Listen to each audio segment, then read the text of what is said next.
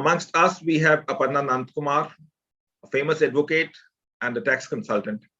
And today's topic is quite interesting for the perspective of a lawyer. To the effect, what is the doctrine of Subsilentio and doctrine of per incuriam? These are two aspects wherein normally there's a lot of debate and there's a lot of judgments on what aspects can be considered as per incuriam or Subsilentio, or as to whether they are same or there are subtle difference between the two. And those who have been connected with the Beyond Law CLC and those who have been watching us on the YouTube channel, we have had Aparna Nandakumar on a previous session. Somehow, due to some technical defect, that session is not there. I was saying that they can watch it, but at the same time, I realized that. But without taking much time, being a weekend, and as we are approaching towards the winter holidays also, I would request Aparna to take things forward and explain the things in her usual style of simplicity, and at the same time covering the legal aspects. Over to you. Thank you, Vikas, and thank you once again for inviting me. In fact, last occasion, we had a very nice debate, or rather a tete-a-tete with His Lordship Justice Kothari, and that was on the development of law in the GST aspect. What are the issues faced after the inception of the GST enactments? Now we are on the interpretation of statutes, a particular, not only just, I would not call it strictly an interpretation of statutes, it is more of interpretation of terminology of two terms, especially Subsilentio and per incuriam, which is an essential aspect in a lawyer's life when quoting precedents. Now, before I go into the concepts of Subsilentio and per incuriam, I would first take you all, or rather discuss about the doctrine of precedence. There is a history to it, and all of you are very familiar with the Latin maxim, which is stare decisis et non quieta movere. That is the entire Latin maxim. Normally, we shorten it and we say stare decisis. Stare decisis is the doctrine of precedence. And the meaning of this Latin maxim is stand by what is decided and do not unsettle the established.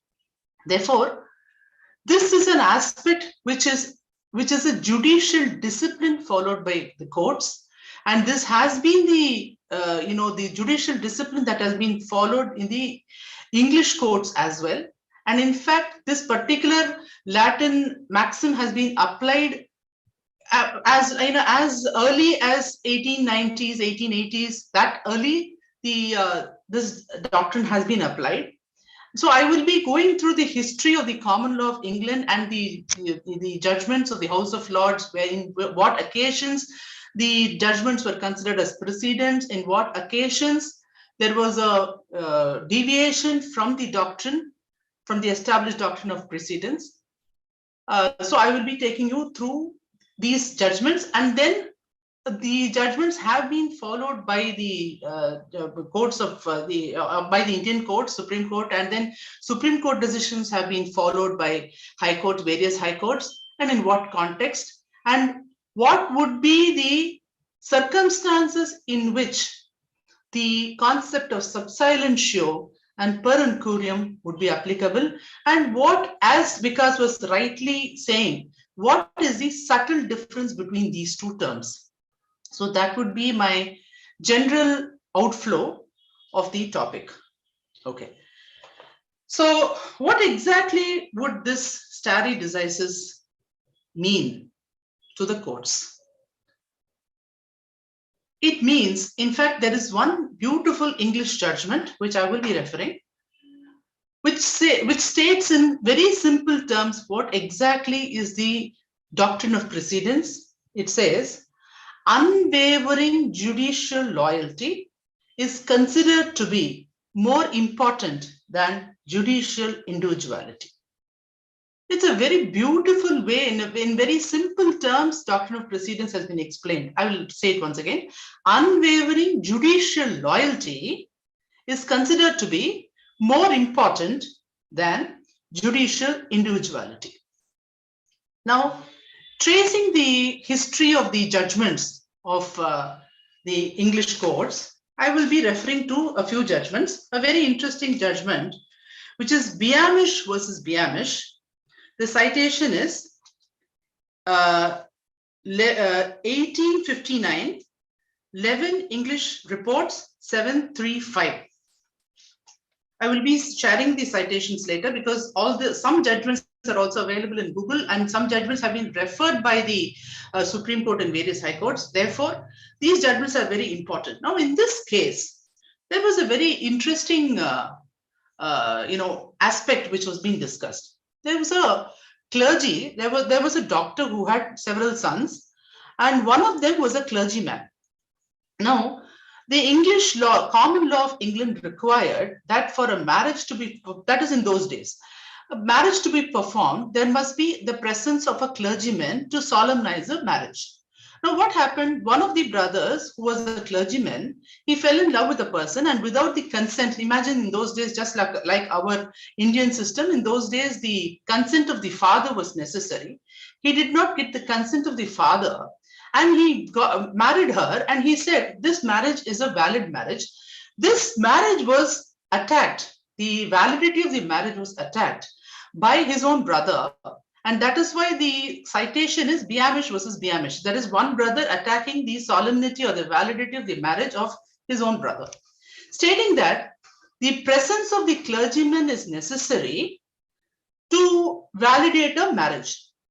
Now, the clergyman who got married, he said, see, I myself am a clergyman, and therefore, it is enough if the person, that is the man and the wife, are there for the marriage to get solemnized. However, if you take it more and say that a clergyman should be present, I myself, I'm there. Therefore, it is a valid marriage. Now, what happened? There was an argument that in an earlier decision, a very early decision, which is I think as much earlier than 1859. This decision itself is 1859. Much earlier than that, there was a decision which is Queen versus Billis. In that case, the House of Lords, this judgment also came before the House of Lords, was rendered by the House of Lords.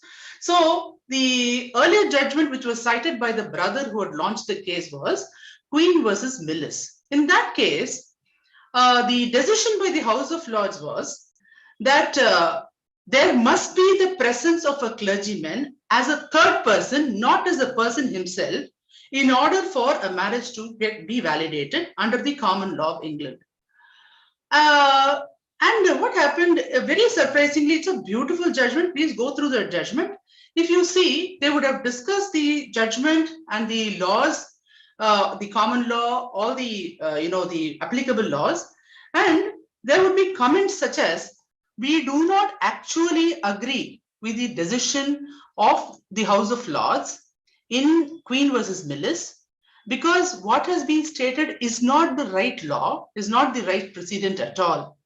Nevertheless, we have no choice but to follow that judgment. And there would be, in fact, an advice to the head of the House of Lords saying that you have to review that judgment. Not in this case, that cannot be possible because that point has not been raised, but it should be reviewed in a later judgment, and that the decision, the precedent that has been created by Queen versus Billis should be set at naught. Now, subsequently, so this was the earlier position. Now, subsequently, what happened? In fact, to be very precise, at that point of time, the aspect of, or the argument of per incuriam or subsilentio was never raised. Subsequently, this judgment, that is this Beamish versus Beamish, was referred to in a subsequent judgment, which is London Tramways. And in that London Tramways, there is a observation, a very beautiful observation, which says that a decision by the House of Lords is final it cannot be set at naught at all, and it can be set at naught only by a subsequent amendment to the laws. I will just give you the exact wording. Exact sentence. It reads, a decision of this House upon a question of law is conclusive, and nothing but an act of Parliament can set right that which is alleged to be wrong in a judgment of this House. Therefore, this was the position. Now, coming to the exceptions, that is now, as I said, when is a judgment a precedent? Now, as you all know, that there are two parts for a judgment. One is the ratio decidende and the other one is the obiter dicta. Now, as far as the ratio decidende is concerned, it becomes a wholesome precedent when all arguments, all points of law are canvassed, are dealt with by the judgment, and if there are any decisions which have already touched upon those points of law or arguments, if those decisions are there, those decisions should also have been dealt with. Therefore, if all these aspects are there, then it becomes a ratio decidende, which is an authoritative pronouncement of law on that particular subject or particular issue. Subsequently, what happened in the case of Gerard versus Paris, this was the first ever case which was attacked in a later case on the basis of subsilentio. So I will just explain this Gerard versus Paris, and then I'll come to the later judgment in which this Gerard versus Paris was attacked on the basis of subsilentio. Now, before I go to these judgments, you have to understand what exactly is the term subsilentio. Now, this term subsilentio is actually not much used in the Indian context. It has been used. Very few judgments you would see. In fact, the first judgment, I think it is of the year 1989, which I would be discussing, Municipal Corporation. Subsequently, they have been discussed, but the aspect of per incuriam has been discussed more, have been applied more than the aspect of subsilentio. So what exactly is the term subsilentio? Subsilentio is this has been very beautifully brought out or defined by Fitzgerald in Salmon on Jurisprudence. The definition is, I'll just turning the pages so that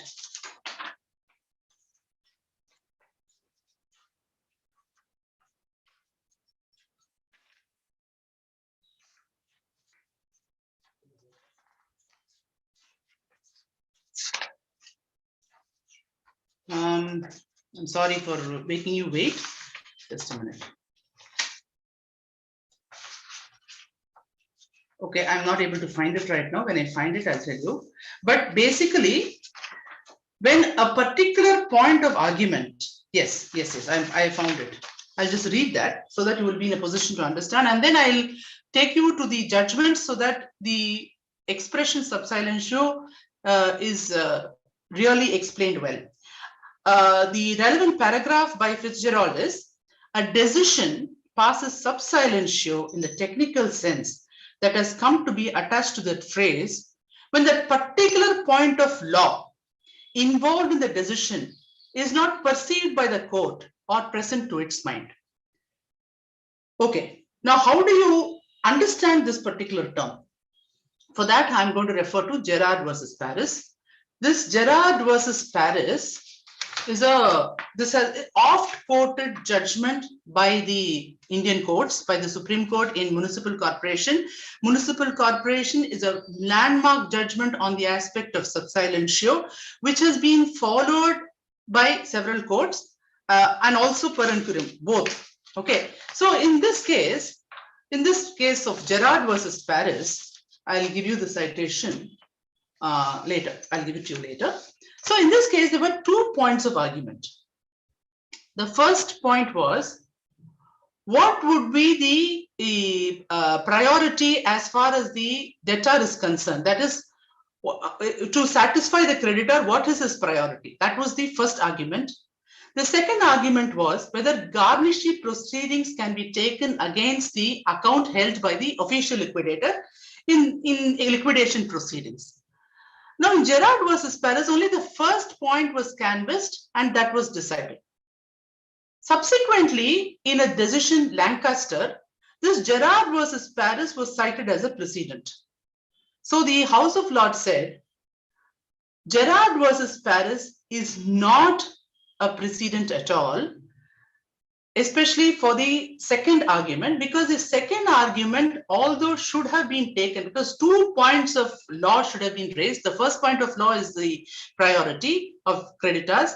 The second one is the whether garnishee proceedings can be launched against the account held by the liquidator. That point was never canvassed, was never dealt with, and therefore Gerard versus Paris cannot be cited as a precedent. And this particular term, subsilentio, has been used in that judgment.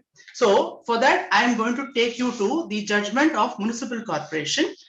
I am also going to give you the facts arising in Municipal Corporation. I'll just take you to the paragraph. So this paragraph, this particular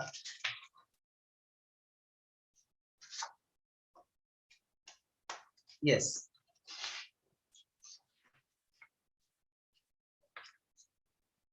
Yes, it says it passes subsilentio because that point has not been argued at all.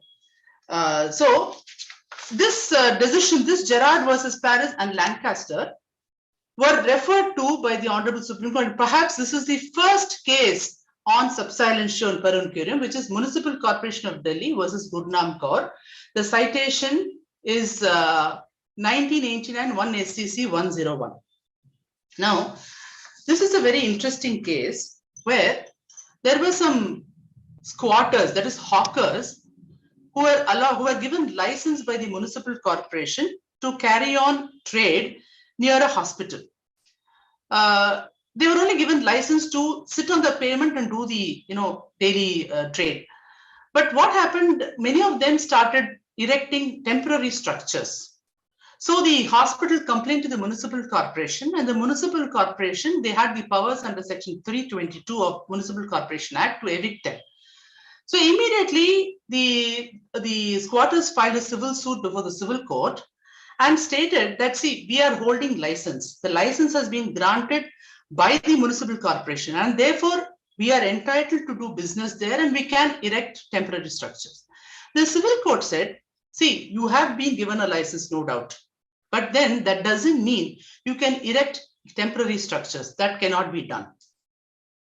So that was the decision. Subsequently, what happened was about 10 or about some of them, 10 or 15 of them were given permission by the Municipal Corporation itself to erect temporary, temporary stalls to construct some kind of a temporary structure. So what happened? Based on that, 2 other squatters, Jamna Das and his brother, they approached the Honorable Supreme Court under Article 32 and sought for a mandamus stating that, see, persons who are equally placed like us, they have been given some kind of a treatment, a better treatment than us. They have been given permission by the Municipal Corporation to erect temporary structures, so why not us? So this went on and on and on. Subsequently, what happened, at one point of time, Municipal Corporation came out with a sketch and they said, all right, we will give them permission. And it was, in fact, in that judgment, I think it was in the year 1984, in that judgment, no point of law was touched. It was a consent order. The Municipal Corporation agreed to give them space to do the, do the trade, perform the trade, and also gave them permission to erect temporary structures. It was a consent order. And there was a specific observation by the Honorable Supreme Court that this cannot be considered as a precedent because it is a consent order. Now, after this judgment, there was another squatter called Gurnam Kaur. This Gurnam Kaur approached the High Court of Delhi and cited the decision in Jamna Das and said, see, when Jamna Das can get the benefit, why not I? So Delhi High Court followed the decision of Jamnada, Supreme Court Jamnada's decision, and granted the direction, and they directed the Municipal Corporation to give the same benefit as extended to Jamnadas. Matter was carried, Municipal Corporation carried it to Supreme Court, and this is the decision, Municipal Corporation versus Gurnam Kaur, where the decisions in Gerard versus Worth of Paris, and then Lancaster, all these decisions have been dealt with very beautifully, and this was the first time ever when the concept of subsilentio has been pronounced by the Honorable Supreme Court. So they said, see, the point of law that should have been argued in Jamnadas was whether, in fact, there was another direction by the Delhi High Court saying that if you're not able to give the space here, you should give an alternative accommodation. So this kind of a direction was too flamboyant, and Supreme Court said, see, first of all, the Jamnadas decision is not a precedent at all. It cannot be a precedent because it is a consent order, and there is a specific observation by us, by the Honorable Supreme Court, that it should not be treated as a precedent. Nevertheless, it has been followed, and it should not have been followed. And why is it not a precedent? Not only for the reason that there's a specific observation, there is yet another reason. The reason being that no point of law has been canvassed by both sides. Municipal Corporation should have said that, see, we have the right to evict, we have the, we can give license, they have the, in fact, if you see the section, no notice itself is necessary. That's the statute itself says no notice is necessary. Even if a chair is on the pavement, they can simply remove it without notice. That is the provision. Therefore, these kind of points of argument were never canvassed, and therefore it is a subsilentio. It has never spoken about any point of law. No argument has been taken. Therefore, this is not a precedent. Now, this judgment has been followed by many high courts whenever the aspect of per incuriam or subsilentio has been phrased. Now, when we, in fact, I would say the consequences of subsilentio and per incuriam would be the same, because a particular decision would cease to be a precedent if these two aspects, one of these two aspects is present, is the theory, or is the what should I say, the concept that has evolved. Now, what is per incuriam? In fact, the term per incuriam, you have to go to one beautiful judgment of the Honorable Supreme Court where it has been discussed, which is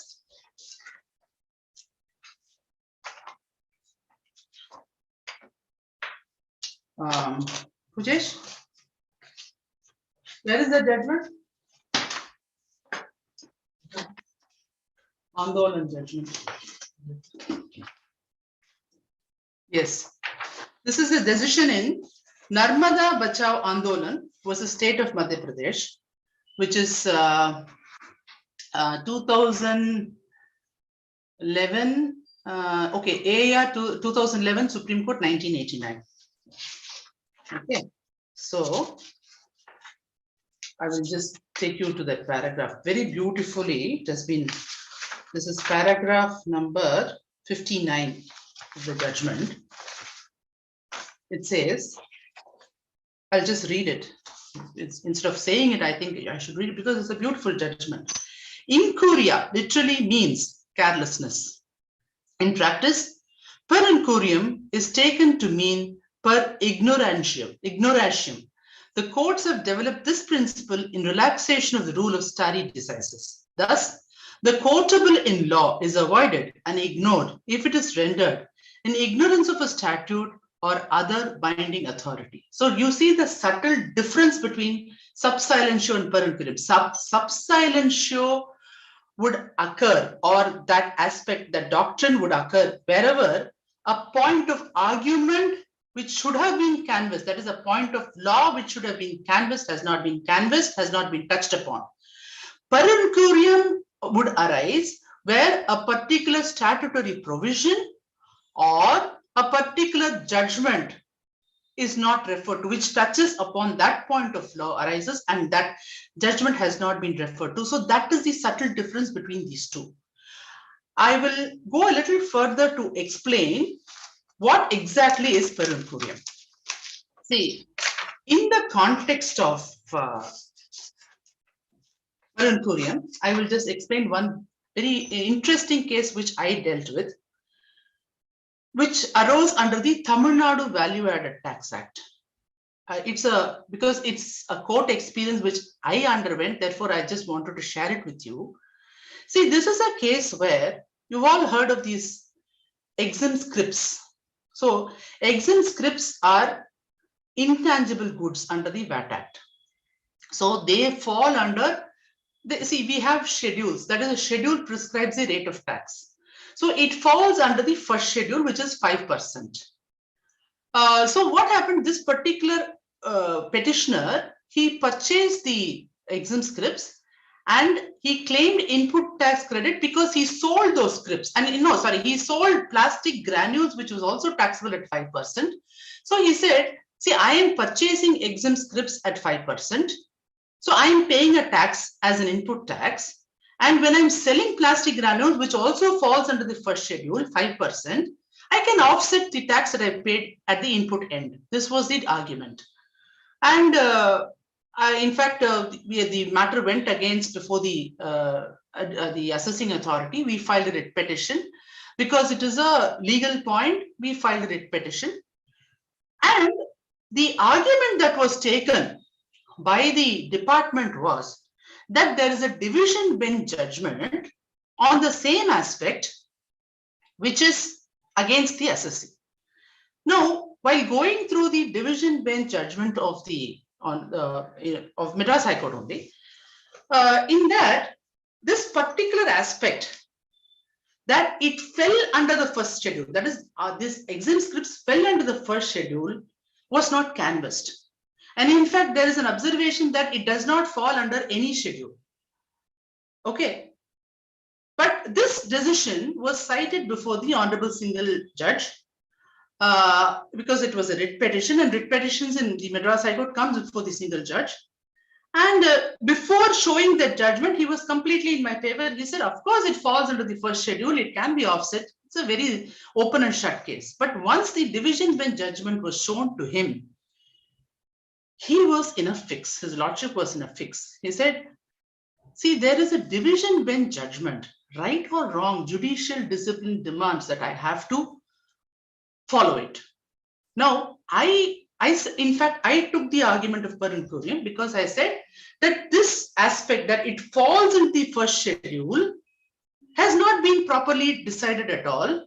And the act itself is very clear that it falls in the first schedule, therefore it can be offset. But then if you see the judgment that came, that is the most beautiful aspect of it. The judgment, that it's about a 10 to 15 page judgment. 14.5 pages will be in my favor. The last paragraph would say, yet there is a division bench judgment, which is binding on me because I'm a single judge. Therefore, I have to dismiss the writ petition.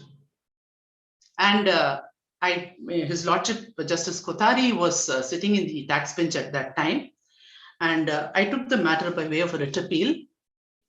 Just by saying, I showed all the 14.5 pages in the last paragraph. He didn't say anything. He said, admit interim stay. Of course, the matter is not yet heard. But do you see that even though the aspect of per incuriam is present, why I'm trying to say this here is that this per incuriam is a concept that cannot be used everywhere.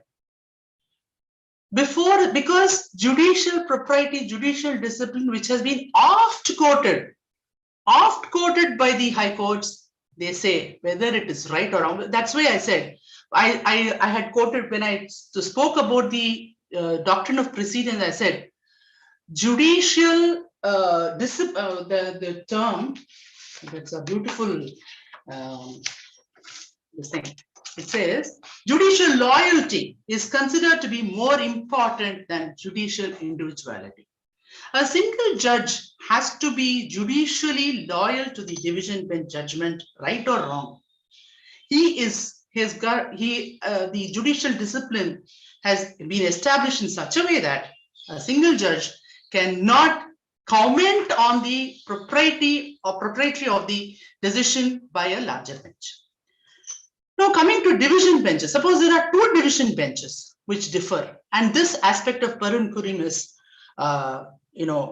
canvassed, or subsilentio for that matter. If it is canvassed, what would be the reaction by the bench? For that, there is yet another decision by the Honorable Madras High Court, is that there, in fact, you have to go through this judgment. I was just going through, in fact, I didn't have the time to go through the entire judgment. It is a full bench. Please go through this judgment because it discusses about precedence, value of precedence, what would happen if one division bench wants to differ from the decision of a division bench, what exactly, it clearly says that if one division bench differs from the view taken by another division bench, whether on the point of per incuriam or subsilentio or whatever, the right way is only to refer it to a larger bench, and then a full bench would be formed. And you all know that, I don't have to go through all that. This decision is, I don't know whether you can, yes, you can access Manupatra. Manupatra, you can take down the decision, the citation. It is Philip Jaya Singh versus Joint Registrar. It was decided on 22/1/1992. I'll give you the citations later. So this aspect of per incuriam cannot be canvassed. It can be canvassed, of course. I'm not saying it should not be canvassed. It can be canvassed, but it will not be considered by a single judge when you canvass it as against the decision of a division bench, or even before another division bench, because judicial propriety demands uniformity. Now, in what circumstances can per incuriam be canvassed? Okay, I will refer to another decision of the Honorable Supreme Court, which is quite a recent decision, Unicorn Industries. In this is a very interesting judgment. It is, I will tell you the citation later. See, this is a case where that the question arose under the Central Excise Enactments, whether exemption which is applicable to the main levy, that is a mother levy, that is tax or duty, excise duty or sales tax or whatever, or customs duty or whatever, would it be applicable to cesses like education cess or what is that, Krishi Kalyan cess, or this land cess or whatever? Would it be extended to the cesses also, was the question. Now, there were two decisions by the Honorable Supreme Court. Division bench judgment. Please remember, division bench judgment in SRD Nutrients and Bajaj Auto, where they confirmed the decision taken by the Rajasthan High Court in Banswara, and they said, yes, see, whatever it is actually an ancillary levy. That is a cess is an ancillary levy. So whatever is applicable to the mother levy, that is a duty or the tax, would be applicable to the cesses also, because it is only an ancillary levy. That was the view taken by the Supreme Court division bench in two decisions, that is SRD Nutrients and Bajaj Auto. Subsequently, these two decisions came to be looked upon by the larger bench of the Honorable Supreme Court in Unicorn Industries, and they found that there was a decision in the year 1986, which is, the decision is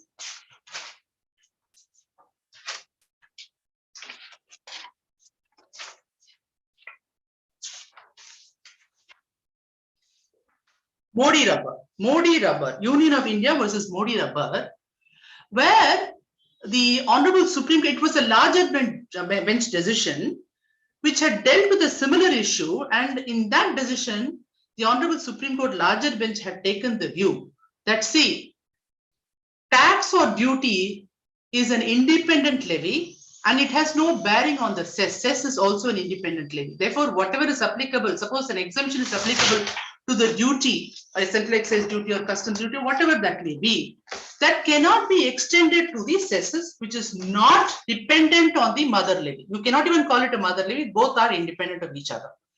So the two decisions of the division bench, that is Bajaj Auto and SRD Nutrients, was set a knot as per incuriam because it had not considered the decision of the larger bench, which had been pronounced in the year 1986. Now, one aspect you have understood what per incuriam is, because a decision, an important decision of the larger bench of the Honorable Supreme Court had never been brought to the notice of the division bench of the Supreme Court in these two cases, and therefore that was never considered, and that is the reason why it was held to be per incuriam. The second aspect that we have to notice is it is the larger bench of the Supreme Court which can say or which can set at naught a decision of the division bench on the aspect of per incuriam by saying that it cannot be a precedent because it suffers from the folly of per incuriam. You understand now? Okay.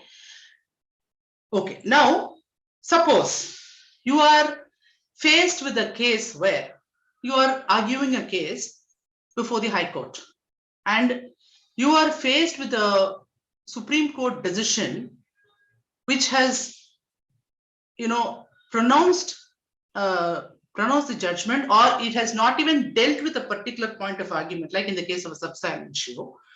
That aspect has never been touched upon, and you are taking the argument that because this particular argument was never taken, was never canvassed, therefore it is a subsilentio and is not a precedent which can be applied. Can you take that argument?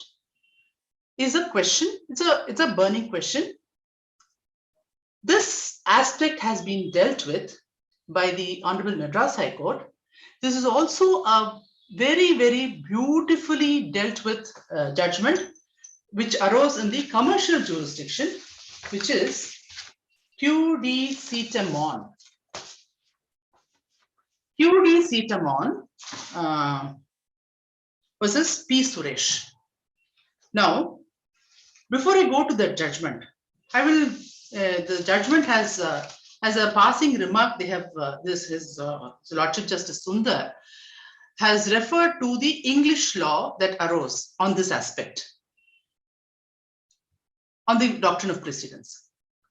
So there was a case which arose before His Lordship Justice Denning, which is Broom versus Castle.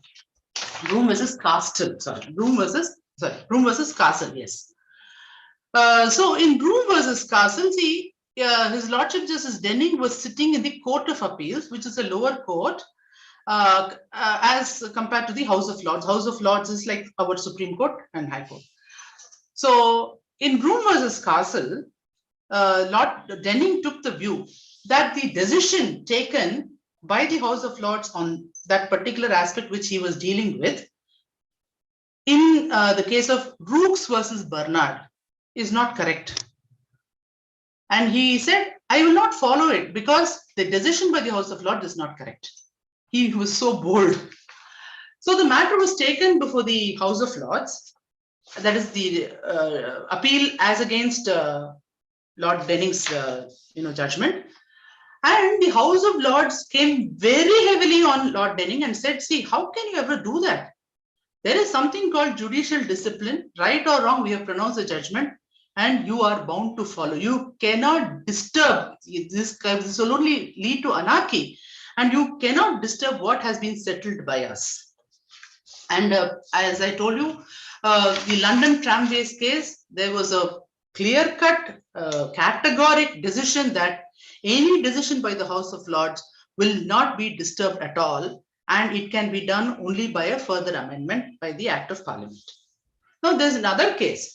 In fact, this case, more interesting.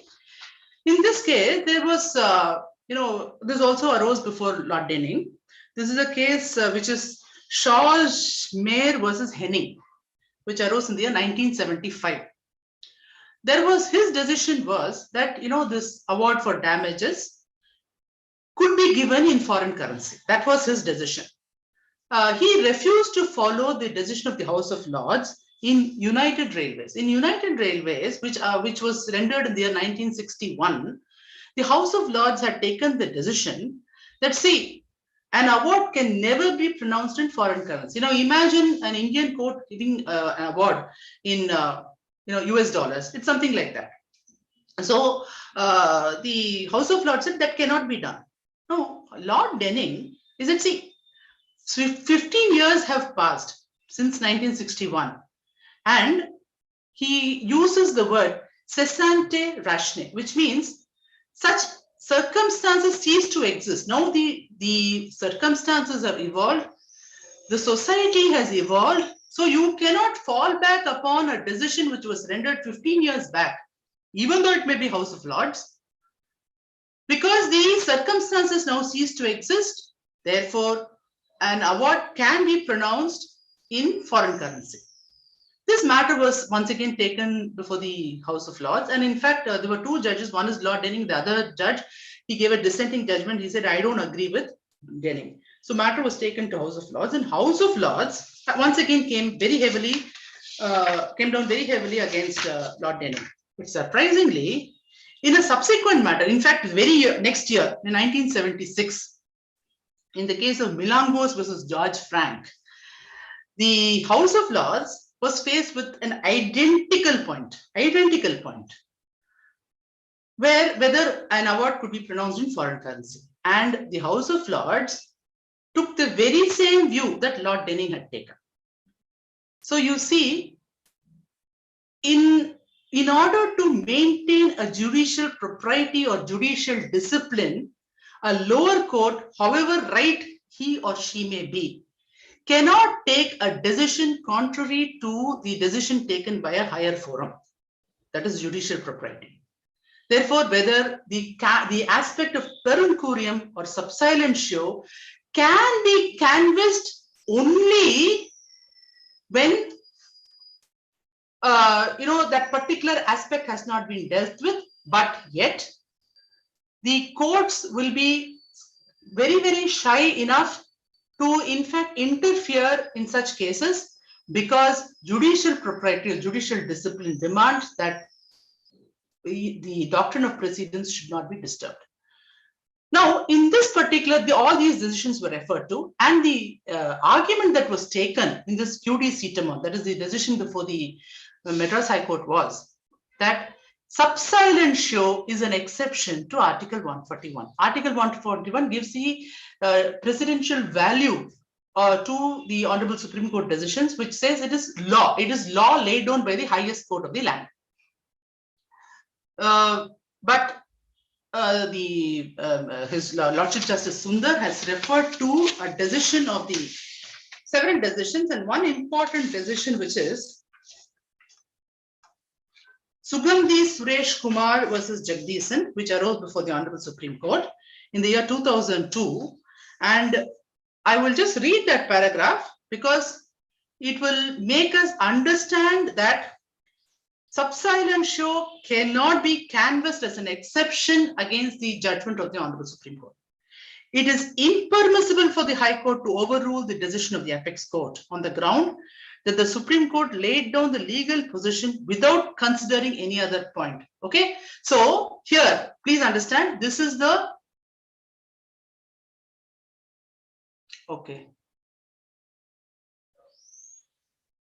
right. Vikas has said something. Okay, we'll discuss it. So it says that this aspect of subsilentio, although they have not specifically mentioned this concept, this is what the Honorable Supreme Court has meant, that the lower court, the High Court, is absolutely not permitted to overrule the decision of the Apex Court on the ground that the Supreme Court laid down the legal position without considering any other point.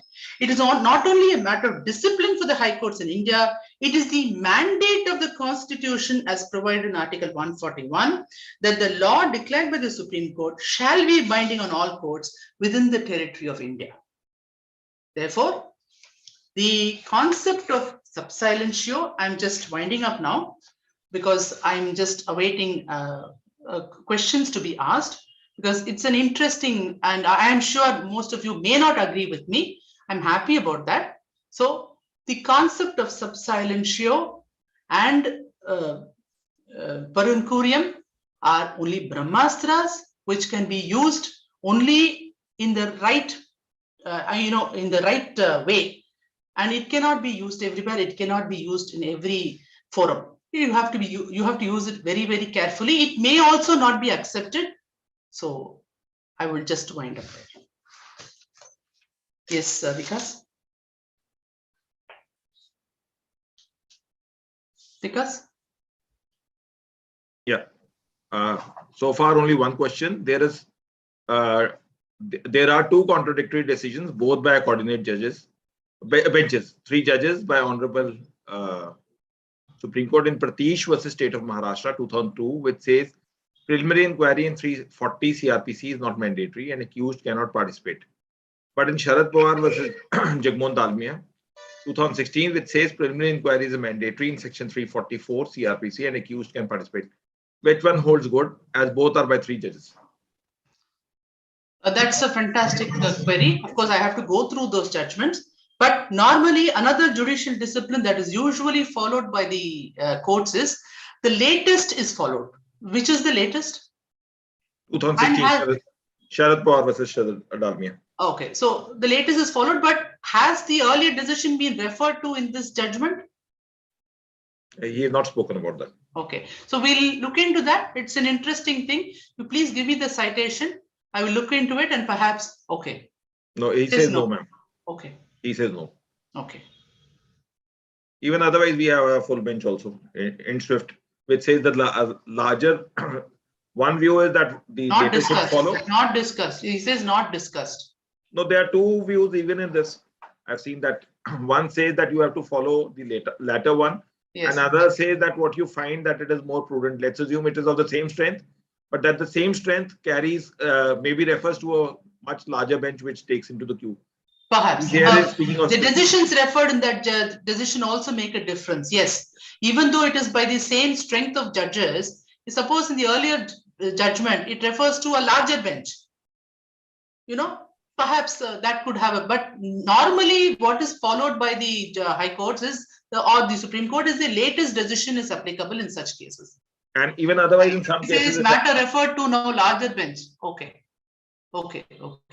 Please give me the citation. It's interesting. I'll also have a look at it. See, for all of us, it's learning, what I have told, what I know, I have told you, what I have learned, I have told you. So whatever you know, please tell me so that it'll be mutual. It's not one-sided at all. Yeah. And even otherwise in these also principles, it also happens even if in in one of the judgments, it could happen that statute is considered, rules and regulations are considered. And another is there is no interpretation as such, and then there is a judgment. That is why I quoted that judgment about the exim scripts. In fact, in that judgment, if you see, that particular schedule has not been discussed at all. It merely says it doesn't fall in any schedule. Actually, it follows. There is an entry. Falls in the first schedule. Had that been shown to the Honorable High Court before the division bench, then the judgment would have been in favor of the assessee. Yeah, and we also have one judgment out here. Latest, I'm remembering, that was part of leave encashment. The learned single judge that I do not even want to does not require to be referred to a larger bench, because the first judgment is simpliciter on the basis of the first thumb rules principles, but the rules and a full bench had not been considered. So he says that once the rule has not been considered, the full bench was not brought into the notice to the learned single judge. Therefore, in that particular matter, Subsilentio has been employed then. Yeah. Yes, good.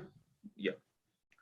So I just was checking it out on the YouTube also. We don't have any sessions except that they've said excellent session by Mr. Kanan. Then Aprita Sharma says, thank you, ma'am. And Dr. Amrita says, it's a great session. Thank you. Yeah, even on the Facebook I was seeing. So thank you everyone for participating. Thank you very much. It's a great learning for me because see, you have given me the opportunity to look into the English laws. Very interesting. Please go through all these judgments. Beautiful language is used. In fact, there is one particular statement which I forgot to mention. I'll just mention that and then we'll wind up. There is one judgment, I'm forgetting which judgment, I'll just look through. It says, in fact, it is it is a deviation from the doctrine of precedence. It says, not all judgments are ex cathedra statements. Beautiful statement, beautiful way of expressing it. What is an ex cathedra statement? It has a biblical reference. I believe in those days, the Pope used to come outside the cathedral and would state, principles, which were dogmatic principles, which had to be followed. There was you cannot raise a finger, not a question against the Pope. Whatever he said was a law. If he said that the goat had only 3 legs, yes, goat has 3 legs, that's all. So that was, those were called ex cathedra statements.